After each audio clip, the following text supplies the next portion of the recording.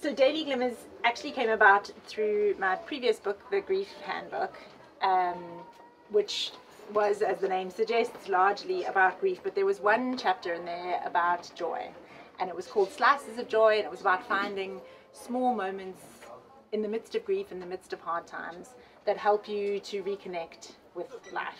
And the funniest thing was that it was a book about grief, but everyone kept asking me about slices of joy and wanting to talk about slices of joy. And so I started writing a list of the slices of joy that I found in everyday life, and that eventually turned into this beautiful book, which I agree is beautiful because it is illustrated by my favorite illustrator, Lauren Fowler.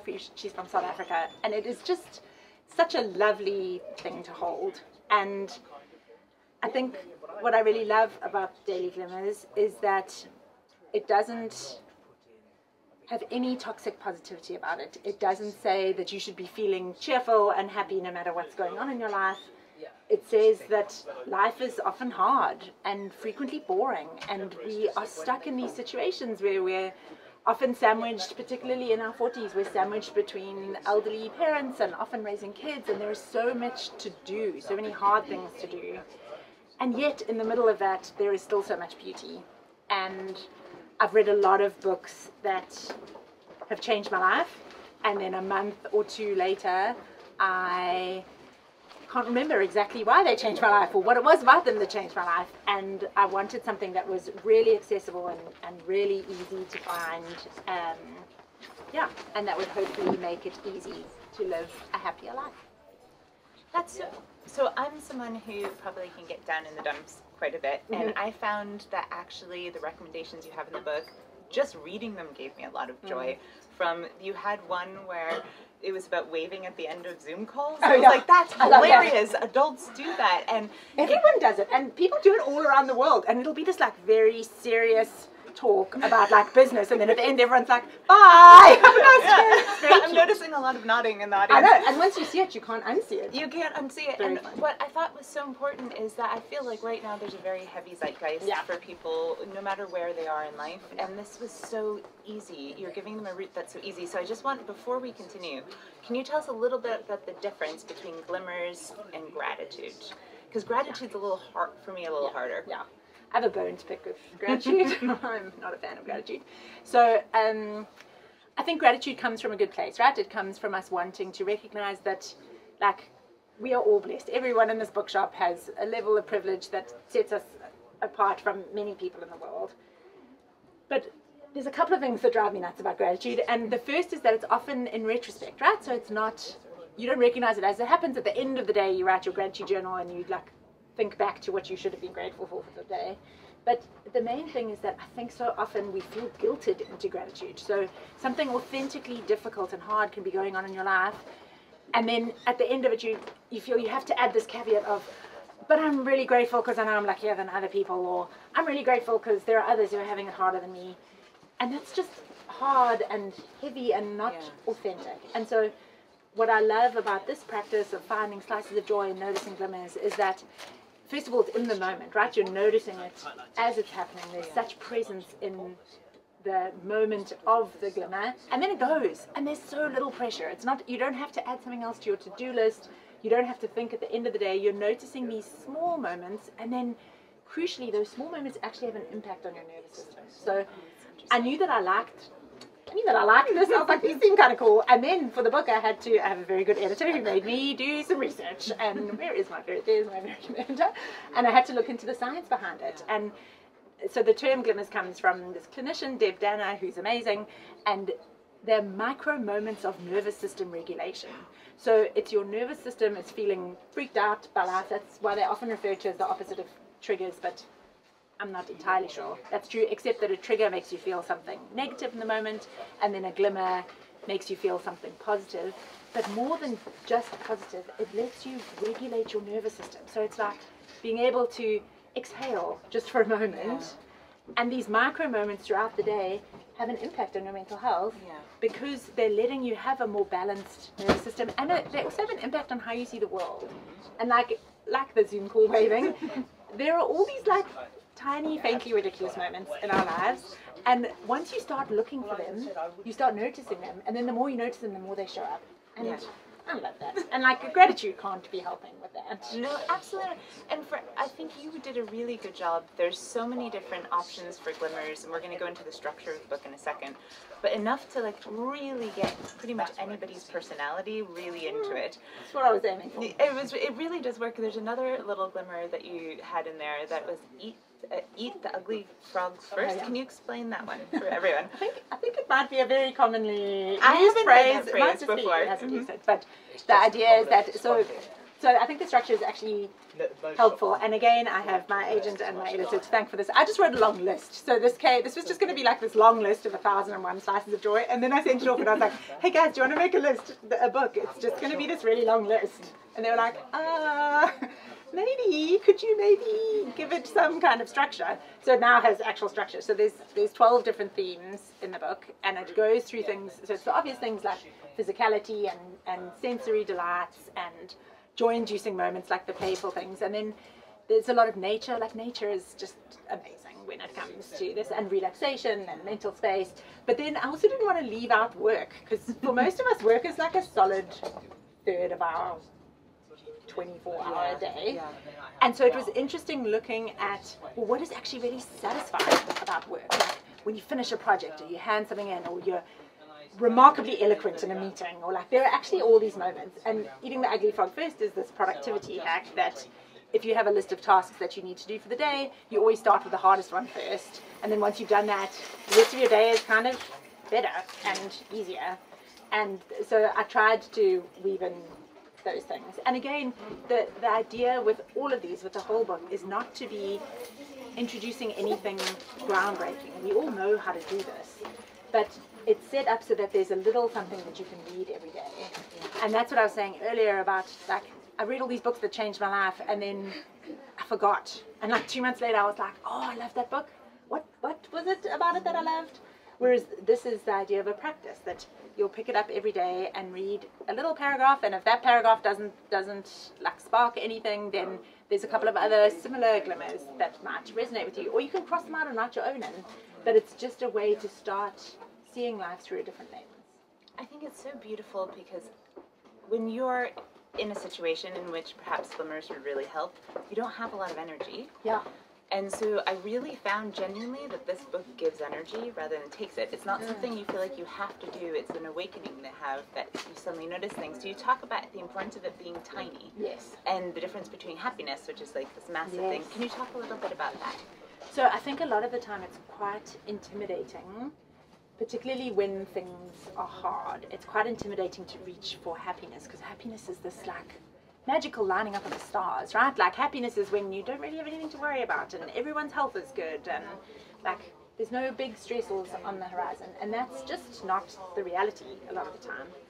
And what I love about this is that it's really tiny. That when I say 3-second slices of joy, like that is literally the time period that you're looking for, and it's as simple as I was thirsty and I had a sip of something cold to drink. Like just that, it doesn't have to be spectacular, it doesn't have to be amazing, it can just be a moment of like, oh, that's nice. Like we're looking for nice. Like we're not looking for any of the big adjectives.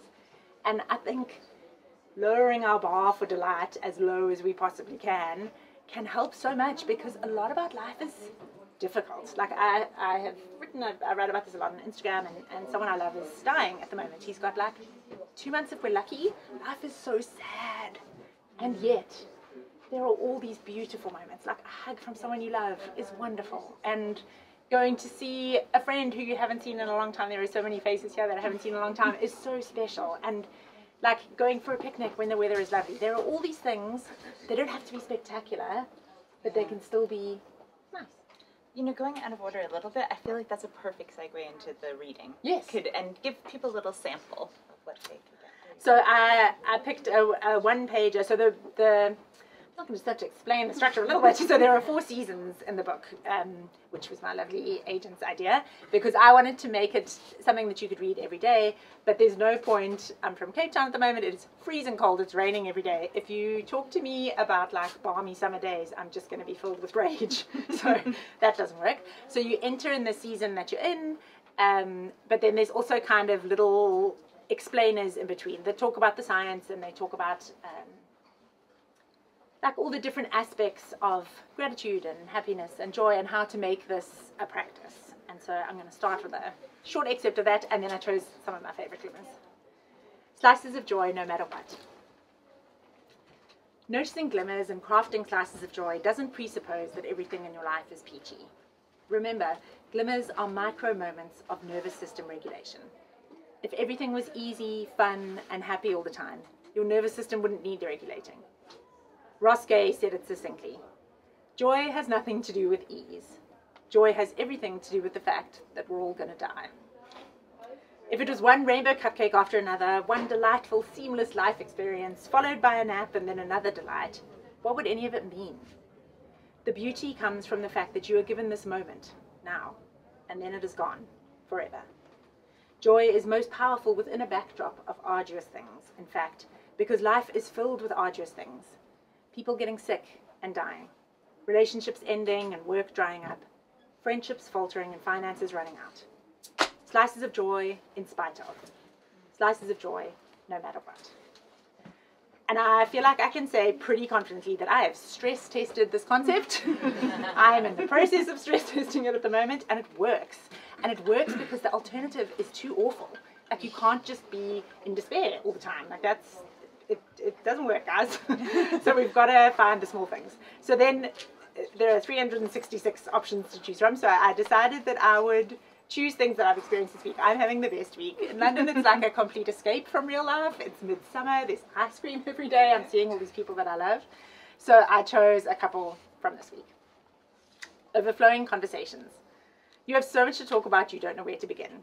And then once you do begin, you have to cross your fingers so you can remember what you wanted to say without interrupting. And then circle back to the thing you were talking about before, because actually you agree. I always think of these conversations as pots filled with brightly colored ingredients, all popping up to the surface because the pot is boiling so rapidly.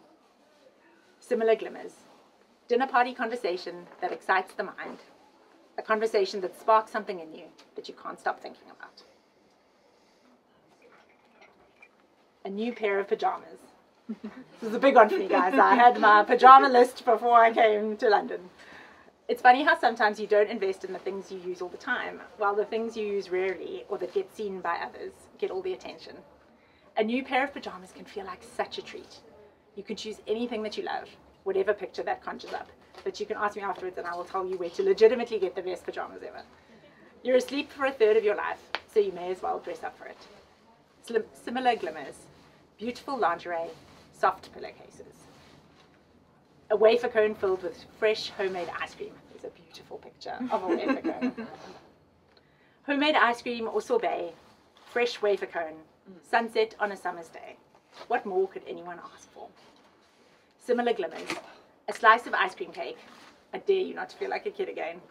A glass of cold milk, chocolate milk, or milkshake. Plucking a tomato off the vine. If I were able to make a perfume from anything, it would be the scent of a calyx of a tomato just after it's been picked. Do you know what I'm talking about? If not, go and find out. Right now. I'll wait.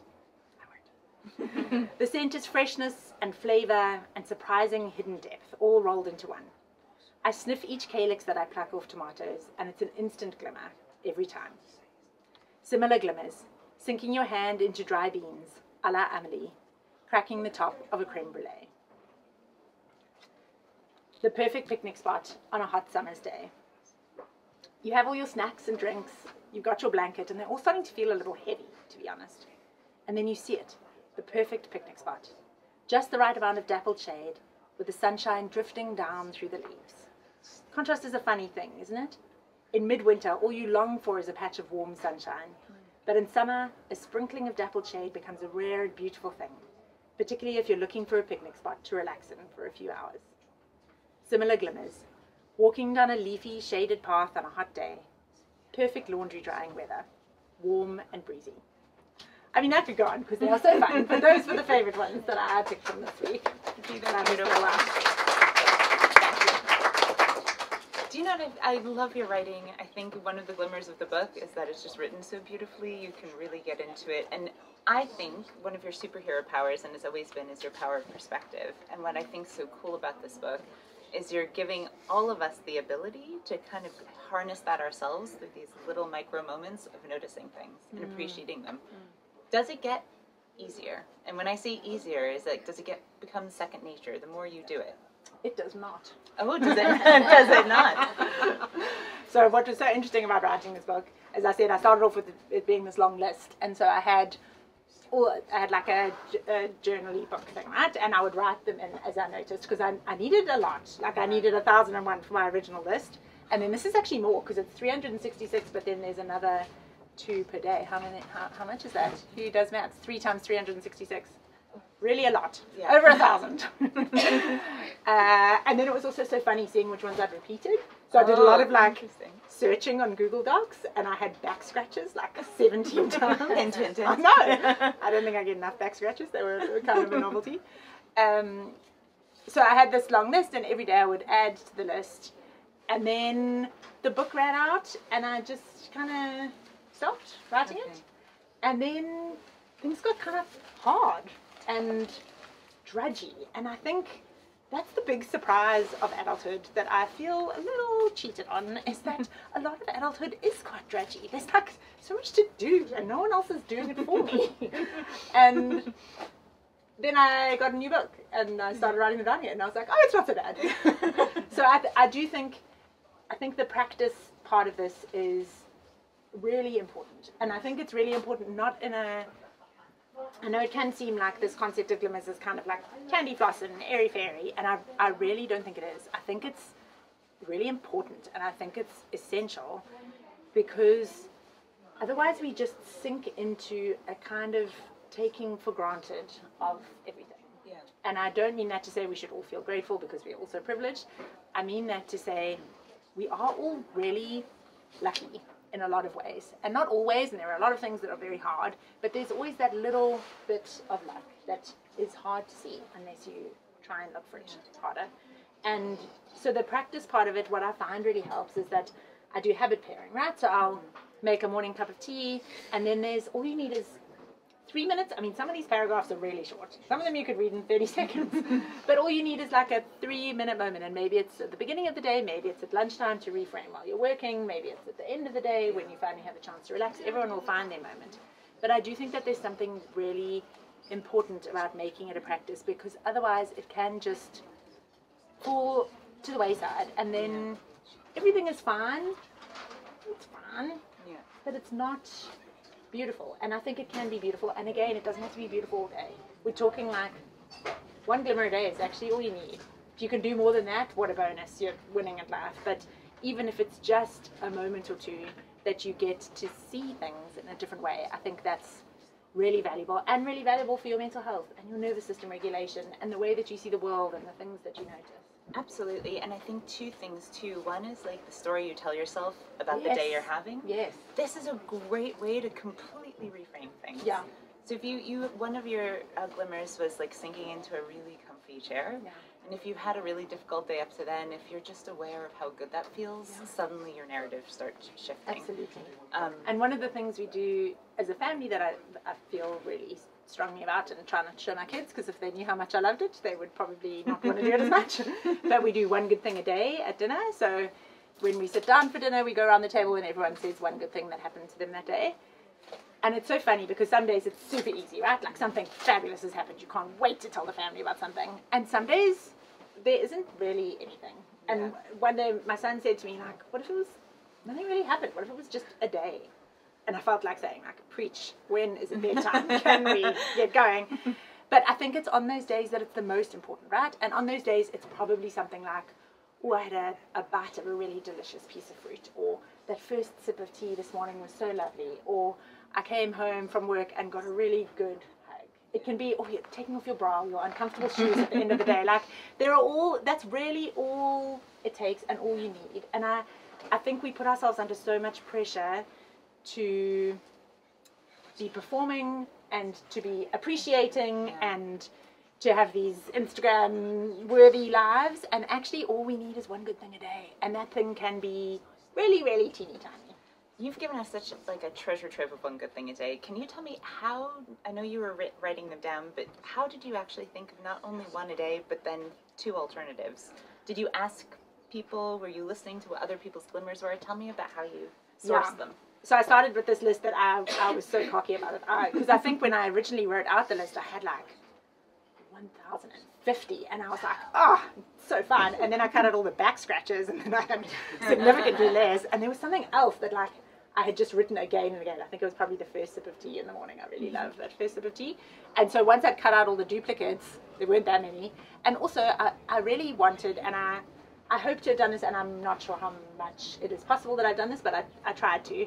So I'm a straight, white, middle-class lady living on the southern tip of Africa. I'm married. I have 2 kids. Like, that is a very specific lens that I'm looking at life through. I have type 1 diabetes. 2 other people in this room have type 1 diabetes. But most of the time, like, the lens that I'm looking at the world through is my lens, right? And I tried really hard to bring in other things. So I didn't write that much about kids. Not everyone has kids, not everyone likes kids. I hear them on that.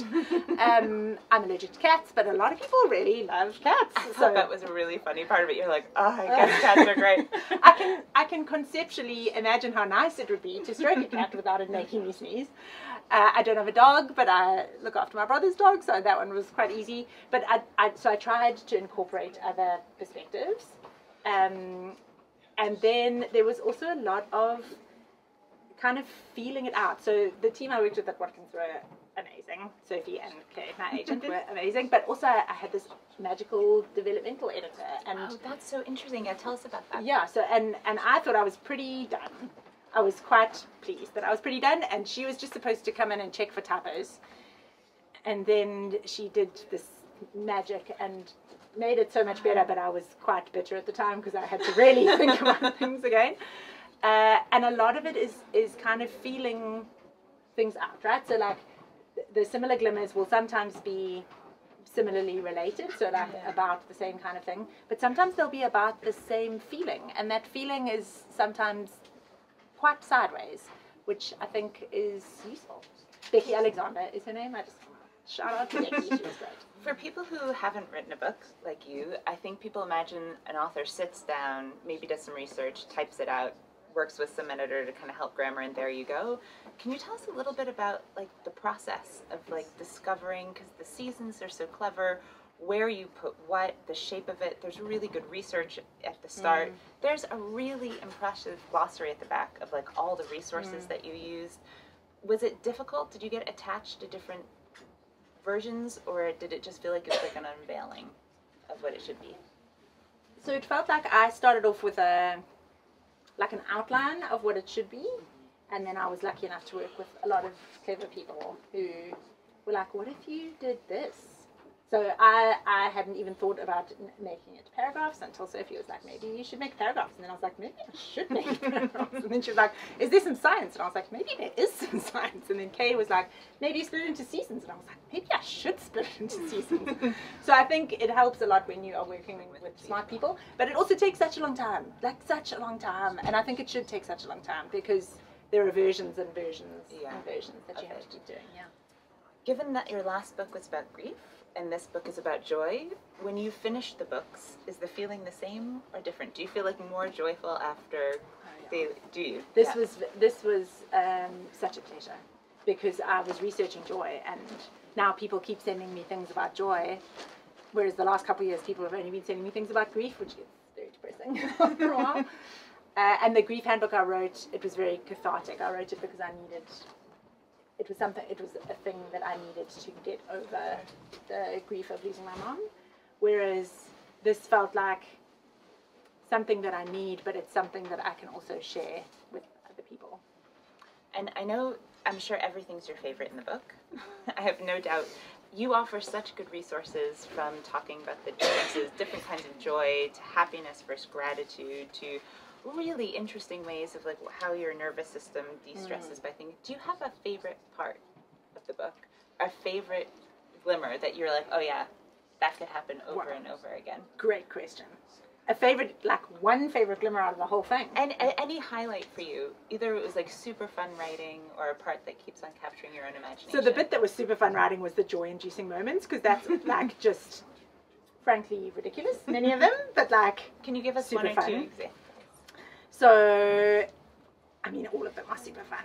Free samples or unexpected freebies. Pizza when the cheese crust ratio is just right.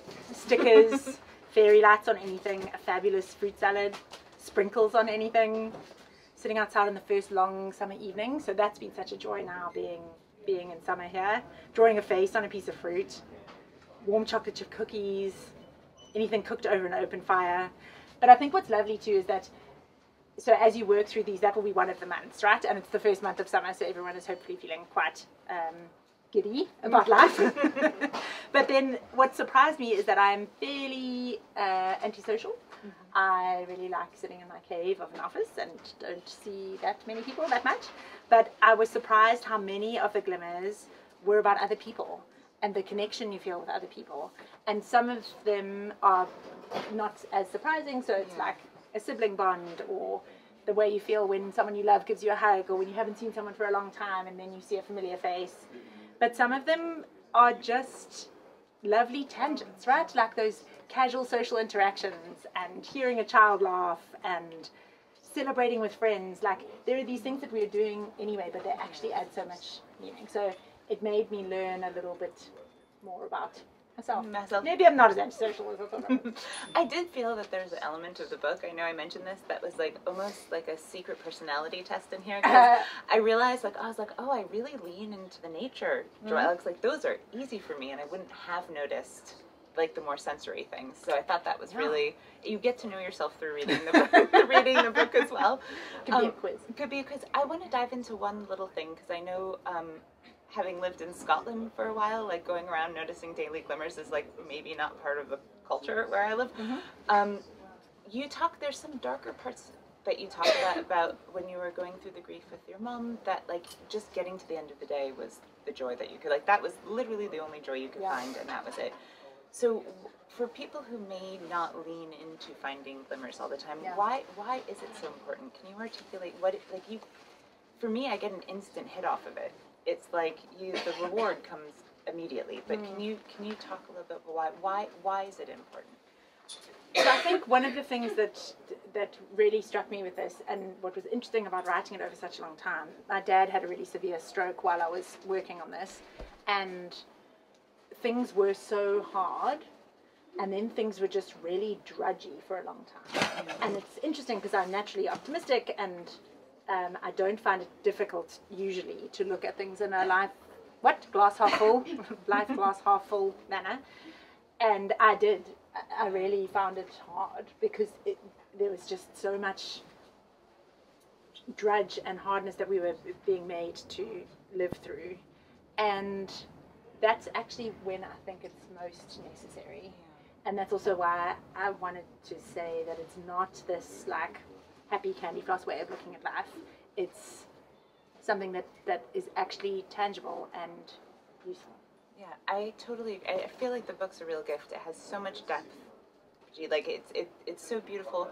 There's one other thing I wanted to talk about. So we talked about the joy despite, which is what you were going on. Can you talk about it being a muscle? Because you talked a little bit about it being a practice, but in the book you talk about being a muscle that you can work, and I know it doesn't always get easier, but it might become There's muscle memory. There's muscle memory. Yeah. And I think that's important to note, that it isn't something that is just easy, right? So it's not something that you try and then you're like, oh, this is so easy. It's not difficult in that it doesn't take time. You don't have to like start any new 20-minute meditation practice. But it is something that you have to keep reminding yourself of. And then I think once you do that, it comes more naturally and you get better at it. What is your hope for the book? I hope that it helps people notice the beautiful ordinary more. I think many of us are living these beautifully ordinary lives, and we think they should be sparklier in some way or different in some way, but actually just to have the beautiful ordinary is such a gift. It is such a gift. Also, one thing, although you do include work, there's nothing about being on screens. Oh, yeah. Or cell phones. I didn't even notice that until you pointed it out. Yeah. I mean, it's big surprise. But it is a guide about being aware of what's around us again. Yeah. Not so much. I mean, you go on the tube here and like literally you see rows of people on a screen, maybe not so much aware of their surroundings. So this is like an incredible gift to just be present again and take joy out of it again. We have stickers to give away for questions, Oh, guys. you do? But I think I only have 5. So the first 5 questions get a fabulous Notice the Glimmers sticker. We can open the floor to some questions now. Would anybody like... There will be a little bit of time at the end if you're not like a public questioning person to come up and ask Bridget some questions. Anyone? Anyone want a sticker? Oh, Monica wants a sticker. Lucas, do you have a question? Yes, of course I have a question. So many. No. Thanks very much. I haven't read the book. I haven't seen anything in the book. No one's read the book. It only comes out on Tuesday. The 19th. So you guys are getting like a advanced sneak preview, yeah. I really love everything that you're saying about it. And then we were joking about it a little bit before. Where would it fit in all these kind of topics here? It was introduced as a self-help book, but while you started talking about it, it's almost kind of traveling through your day-to-day life. Where would it fit, according to you? I mean, I think it has to fit self-help, doesn't it? Self-help, mental health, maybe? I kind of think I mean, I hate the phrase self-help. Doesn't everyone hate the phrase self-help? Because it feels like an exercise program that you'll start and then immediately stop. But I think that actually is what it is. So it's probably that and mental health. I think helpful for mental health. It's also spiritually agnostic. Yes. That feels very obvious to me. But perhaps it's not obvious. No. Yes. I will save your sticker for you. Hurry. Obviously, maybe I should disclose that we know each other. This is my lovely cousin. I'm not a completely removed person. But I really liked what you said about... Yeah, absolutely. So I think that my biggest... The question, so that people... Sure. So Marie was asking, gratitude is such a tricky balance to find, yeah, because you want to acknowledge the fact that you are in a position of privilege, and honestly, most of us are in a position of privilege, but you don't want to use it as a stick to beat yourself up with. And I think there's so much toxic positivity at the moment. The phrase I was looking for yes. before I spoke. Yeah. Kind of avoiding the candy floss toxic positivity. Yes, and there's so much toxic positivity at the moment, and even if it isn't so a lot of the time it's self-inflicted, saying like so the example that springs to mind is a friend of mine is going through a very hard time. She's just been put on antidepressants for a severe depression. She has like a lot going on in her life. She is actually depressed, and in the conversation in which she told me this, she felt she had to add at the end, but I'm really lucky. I mean, I know I should be grateful. There is so much that's good in my life, and honestly, I don't think you need to. Like, I think things can just be hard, and that is fine. But if things are just hard and you don't do anything, things get harder. And so I think things can be hard, and also there are these moments that you can look for in your life. And one of the examples that I give that actually Jess mentioned to me yesterday is that the Stoics have, I love the Stoics, they're actually mentioned quite a few times. They have like maybe 3 mentions in here. But one of the things they talk about is they don't do gratitude, but they recognize that you're living someone's dream life. And what is it about your perfectly ordinary life that could be seen as a dream life for someone else? And it might be really the basics, like 4 walls that don't let the wind in, and the fact that your fridge is full of food. And I like that because it doesn't beat yourself with a stick of gratitude, but it lets you recognize that actually, this isn't that bad. This is actually like, things are actually okay. So I do think it's a balance. I hope it's not too fluffy. I tried hard not to make it too fluffy, because fluffy doesn't work for me. Like, it worked for me in my 20s when everything was going my way. 20s are great. And then real life hits and you kind of need a little bit more of a balance. I've got just It also, I will add, it's really nice being around someone who has that mentality and practice. It's really contagious. We were sitting at the picnic and my own husband was like, wow, there's just enough water in that fountain to make it look beautiful. And I'm like, yes! There is. So it's really He may have been being sarcastic. He totally was. By pointing out all the glimmers. He wasn't wrong. There were glimmers everywhere. Yeah. Kirsty had a question. Yes. I have a sticker for you. I think you talked about the science of it. Yeah. So you did all the research. So finding one little glimmer, like a 2-minute glimmer, scientifically, does it have that much of an impact on our physiological state that it can really make a difference? So if you have like a crap 22 hours, but you have like a 3-minute spark. I mean, 3 minutes is a lot to ask for. But does that little glimmer, does it really make us healthier people? So that's what Deb Downer, who came up with the concept, that's what she was studying. So she's a clinician, and she was studying how it's these small moments. So one on its own is not going to do it, right? So if you're super depressed for a month and then you notice the way the fountain is playing, that's not going to have much of an impact. But if we can start seeing these moments, and the more you notice them, the more you notice them. So then there's these micro moments of regulation, and it's about regulating the nervous system. I'm fascinated by the nervous system at the moment. I'm like the nervous system's biggest fan because I think so many of us are walking around with dysregulated nervous systems. And so we're in fight or flight much of the time. We're constantly stressed, we're wired, we're not sleeping properly, and then we're not eating properly, and then we're overstimulated, and then we're staring at our phones because we're overstimulated and we can't concentrate on anything. And so what this is it's like a very easy mindfulness practice, because you can notice something and it's literally like 3 to 30 seconds that you notice something, but it gives you that like tiny breath of calm. And then the more of those you have in the moment, instead of things ramping up, you kind of bring them down a little bit, and over time that has an effect. You're trying to retrain the brain. Retrain the brain and like notice that actually there are these small moments. And it's funny because when I started writing the book, it was going to be daily slices of joy. Still love the phrase slices of joy. I recognize that the world doesn't know the phrase as much as I do, but I love the phrase. I got a tattoo of a watermelon because that's the symbol for slices of joy, and then the book got called Daily Glimmers, so then I had to go and add stars to it. And the tattoo artist was like, you were just here, and I was like, yes, but now the book has a different name. I need a different tattoo.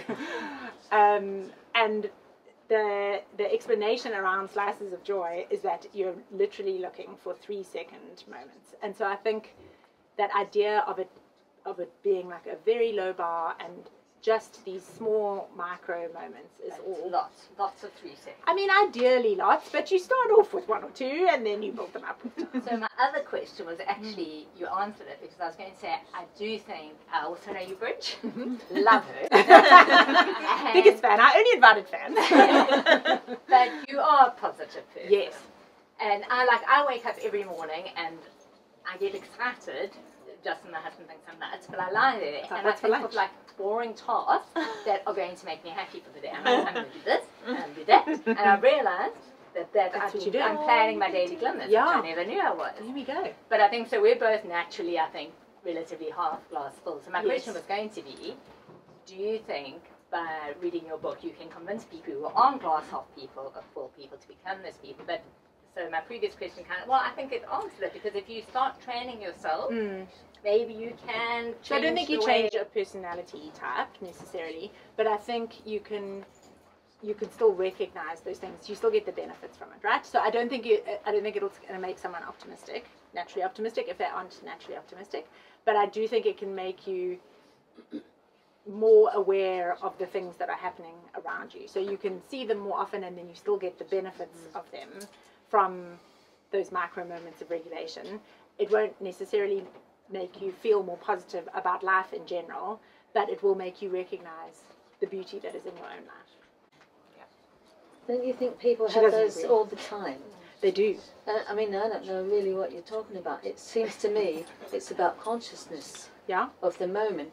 Well, I don't use a mobile phone because I like to live like a human being. Yeah. And I don't have television or anything like that. And I always enjoy things all the time. And also, I enjoy really heavy things. and I enjoy sad things. The melancholia brings out the artist in you. I don't want to be sort of, I like the push and pull of life. I like the extremities. Yeah. I don't, we're not all like you. Yeah. Yeah, absolutely. And I don't have that. I always enjoy it, the taste or the look or the colour of something. Yeah. Even though I might be in prison or something, I would still enjoy that. Yeah. So you've got it already. Yeah, you do have it already. Yeah. You're, That's why I didn't. But I thought sort of you didn't talk about any consciousness or spirituality, which is what we're mostly into. Yeah. Of course. So I think it's probably more of a different approach to lifestyle than spirituality focused, in that it's looking at how can this improve your life, but as Jess was saying, it is from a spiritually agnostic perspective, so that it can appeal to more people. Well, consciousness is still. Yeah. I mean, there's people who go and they go and bet on horses and things. That's how they get their kicks. It's all through sadness, isn't it? Yeah. As Freud will tell you why they bet. Oh, we have lots of questions over there. Hi. Hi. So, you mentioned that you found a lot of duplicates, back scratchers. Were there any things that, through the editing process, you thought, actually, I might hold on to that one, not for this volume, or anything that you were about to take out that someone persuaded you, actually, or an event persuaded you, needs to stay in? So I definitely didn't save anything for the next one, because this one is very full. But there were things that it was so helpful having fresh eyes looking at it, because there were a number of things that I thought were very obvious and like obviously going to be read in a positive way or in a helpful way, and I was persuaded that they would not be. For example, going to IKEA, which I think is one of life's greatest joys, and apparently everyone in the UK despises it, and it leads to divorce. And there was like an ad on the tube saying IKEA can lead to divorce, whereas to me, I will hunt down an IKEA when I can find one. So there were definitely things that were just my perspective that I had to take out. I think you might have to. Yes, you do have something that I just wanted to mention too, a new phrase that I didn't know going into this book, because I knew about FOMO, and you described the opposite of FOMO? Yeah, JOMO. JOMO. Love that. The joy of missing out. The joy, yeah, can you just talk, before we leave, can you just talk about that one glimmer? Yeah, so I feel very strongly about it. It's instead of the fear of missing out, it's the joy of missing out. So consciously choosing not to do something, choosing to be less busy, choosing to be more aware and mindful of your time. Incorporate more of that into my life. Bridget, thank you so much. Thank you for joining us from so far. This is such a joy. People really do need to run out and get this book, but more will be available on the 19th on Tuesday. Yeah, thank you so much for interviewing me, Jess, and thank you everyone for being here. I really appreciate it.